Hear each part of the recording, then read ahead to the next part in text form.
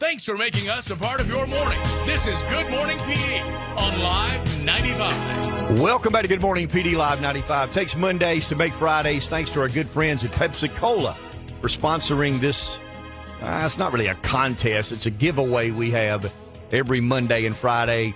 And they sponsor the T-shirts, got their big logo on the side. They've been very kind to this show. If it is a contest, it's really easy to win because all you have to do is get through and go on the air with us. Call the radio show and make a fool of yourself. That's all you got to do to win a free T-shirt. You don't even have to make a fool of yourself. And it does matter. I mean, Pepsi-Cola is a company that has been committed to the local economy for a long, long, long time. In many of our lives, there are decisions we make based on, where the good is at the convenience store or the grocery store. But I've tried to be more conscientious of that and make choices of product that I believe support this community we enjoy. And you won't find a better company committed to this community than Pepsi-Cola. So I encourage our listeners. Yeah, we have a lot of fun with the T-shirt giveaway, but at the end of the day, they are a for-profit business trying to sell a lot of different sorts of beverages by Pepsi. It's as simple as that. I asked you a question during the break, and you gave me the best answer you could give me, and that is that you don't know. But if you, hypothetically, let's say that, Sonny Collins and Mike Nunn come on here once a month and talk about law enforcement. I have no idea what the law is in relation to this. But let's say you have an open container. You're not drinking and driving. You have an open container. You just left, a ball game, and you stopped at the convenience store and you got something to drink you shouldn't have gotten to drink, and you had an open container in your car. There is no tail light out on your car. There is no headlight out on your car. The registration is valid. Everything's good to go. And a law enforcement agent stops you and says, hey, you've got a tail light out. And in the process of that investigating, he finds out that you have an open container in your car. You don't have a tail light out. He was dishonest or misleading in saying you had a tail light out. What happens to the open container charge? He never should have initiated the investigation. You are breaking the law. There's no doubt about that. You're breaking the law. But what began the investigation? And that goes to probable cause, right? Bingo. Did he have a right to make up that your tail light was out or not? And in the process of finding that out, well, in essence, on a much higher level and to a much more severe degree, what is the evidence that led to the investigation? That's the fundamental question I've not got an answer there yet. Did we believe the Steele dossier was solid enough to begin a counterintelligence investigation? Did we believe? Well, apparently we did. We pretty much answered that question because there is no other evidence. The evidence that began the investigation had to be one of two things. It either had to be, unless there's something we don't know. Let me stop right there. Unless there's something we don't know. But of all the things we know today, Rev, we either know that it was all about the dossier, or it was about Papadopoulos drinking in a bar. So when you are running a campaign for president of the United States, and you've got something like the FBI and DOJ, and you're comfortable, and this goes back to the fundamental question of what kind of country do you want to live in?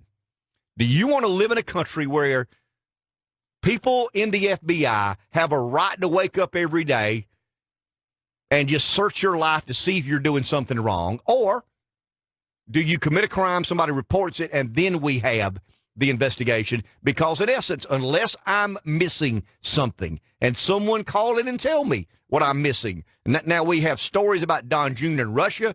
We have stories about United Arab Emirates. We have all these other stories that have, the New York Times has reported, the Wall Street Journal has reported, the Washington Post, CBS, NBC, ABC, all these entities have reported these nuanced sorts of stories. There's not been many factoids in it. The only facts I've seen thus far that led to an investigation was the dossier, which was opposition research, and the conversation the Australian ambassador had with a half-drunk Papadopoulos in a bar. So are those two findings, revelations, are they enough to warrant a full-fledged investigation into a campaign and candidate for president of the United States? Apparently, they are. And I think that's what we're trying to get at now. Well, you have people like Manafort and Flynn who are under indictment, as you called it earlier, collateral damage. And that's the big question I have. If Manafort did all these things and they were found out as a result of an illegitimate investigation, I'm not saying the investigation was illegitimate. I'm saying if the investigation was illegitimate, what do you do with Manafort? What do you do with Flynn? What do you do with, was it Gates? Is the other guy Rick Gates or something like that? The guy called up lying to the FBI. These people never talked to the FBI. It goes back to and I have no idea. I don't know what happens if a law enforcement officer says, you've got a tail light out, that's why I'm stopping you. And the process of, I guess, the search or the interaction, he says, what is that in the center console? Well, that's an open can of beer. You know that's against the law. Yes, sir, I do. Well, I'm going to cite you for this and that now. But the investigation was initiated on something that was not honest. And that's the big problem I'm having. Look, Manafort broke the law. I mean, he didn't disclose some relationships we had with foreign governments. Are we better off knowing that? Sure we are. But are we going to live in a country that allows for the FBI and DOJ every day to wake up and say, hey, I think they may have done something wrong. I don't have any evidence. They just look like they did. They just act like they did. That's what Dershowitz has argued the entirety of this debate. Do we want to live in a police state where an authoritative entity with the full power of the federal government at its back has the ability to wake up every day and say, hey, I don't like you. I find you to be deeply offensive. In fact, I find you to be so offensive, I'm going to launch an investigation based on opposition research, or I'm going to base an investigation on some guy that we had a little information on was drunk at a bar one night. Is he on Trump's payroll? No, but he says he's a Trump aide. And he said, I mean, think of that, Riff. Think of the logic there. I mean, think of the lack of seriousness and the zeal for prosecution that the FBI and DOJ must have had. And it goes back to the entire belief in the deep state. I think all of us have always believed there are careerists within government agencies that abuse their power and privilege. I think Democrats and Republicans have always believed there's certain people within our federal government who have a lot of authority and will abuse that authority. I don't think anybody ever believed there was an entire infrastructure, that there was a system of which they could methodically and incrementally go after somebody. And I think that's what you're seeing. I could be dead wrong. I could be absolutely 100% wrong. Mueller could have a gaggle of information and evidence that absolutely leads to Trump colluding with Russia. The only thing I can go on today is what I know.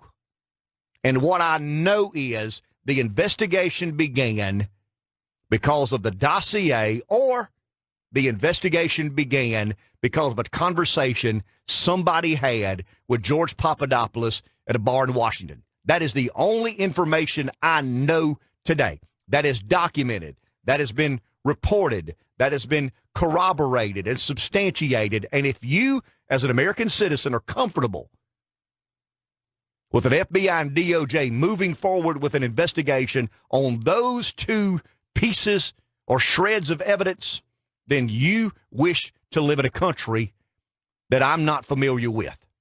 Because I just don't believe that authoritative entities in power should have the right to wake up every day saying, you look like you committed a crime. You sound like you committed a crime. I bumped into a drunk guy at a convenience store last night, and he said, you were doing something wrong, and I've got to get to the bottom. I mean, if that's the country you want to live in, then find you a country led by a dictator and have at it. Let's take a break. Back in a minute. Good Morning PD Live 95.